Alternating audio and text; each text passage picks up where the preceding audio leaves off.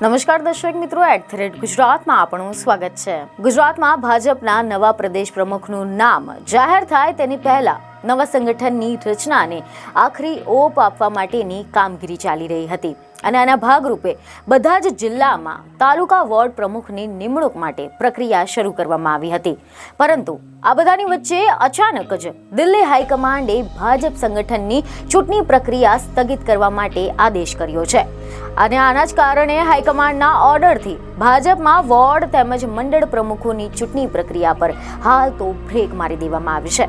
તો આ આદેશ બાદ સૌ કોઈના મનમાં એ સવાલ થઈ રહ્યો છે કે પ્રમુખોની ચાલી રહેલ પસંદગી પ્રક્રિયા પર કેન્દ્રીય નેતૃત્વને કેમ બ્રેક મારવાની ફરજ પડી?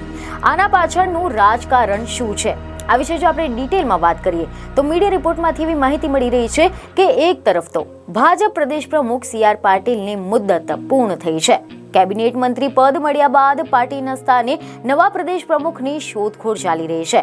ત્યારે ભાજપે સંગઠનની રચના કરવાના ભાગરૂપે વોર્ડ તેમજ તાલુકા પ્રમુખની પસંદગી પ્રક્રિયા આરંભી દીધી હતી, પરંતુ અચાનક જ દિલ્હીથી આદેશ છૂટતા જ વોર્ડ તેમજ તાલુકા પ્રમુખની પસંદગી પ્રક્રિયા રોકી દેવામાં આવી છે। આ પાછળનું કારણ એવું ચર્ચાઈ રહ્યું છે કે ગુજરાતમાં ભાજપ સંગઠનની દ્રષ્ટિએ નવું સીમાંકન બનાવી રહ્યું છે, જે અંતર્ગત કચ્છ તેમજ બનાસકાંઠા જિલ્લાને 2 સંગઠન પ્રમુખ મળી શકે છે, જ્યારે અમદાવાદ અને સુરત મહાનગરને પણ 2 સંગઠન પ્રમુખ મળશે, જેથી 50 થી લઈને 70 બૂથના એક મંડળ કે વોર્ડ પ્રમુખ બનાવવાની દિશામાં ભાજપ હાલ તો કામગીરી કરી રહ્યું છે।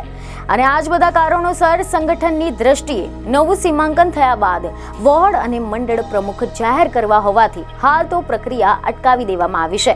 આ બધી વાતો હાલ રાજકીય વર્તુળોમાં ચર્ચાઈ રહી છે। આની સાથે જ એવી ખબરો મળી રહી છે કે 9 થી લઈને 12 સુધી વોર્ડ અને મંડળ પ્રમુખ માટેની સેન્સ પ્રક્રિયા ચાલતી હતી, જેને અટકાવી દેવામાં આવી છે અને હવે આગામી 15મી ડિસેમ્બર પછી વોર્ડ અને મંડળ પ્રમુખોની સેન્સ પ્રક્રિયા હાથ ધરવામાં આવશે। બીજને ખબરો સાથે ફરી મળીશું। ધન્યવાદ।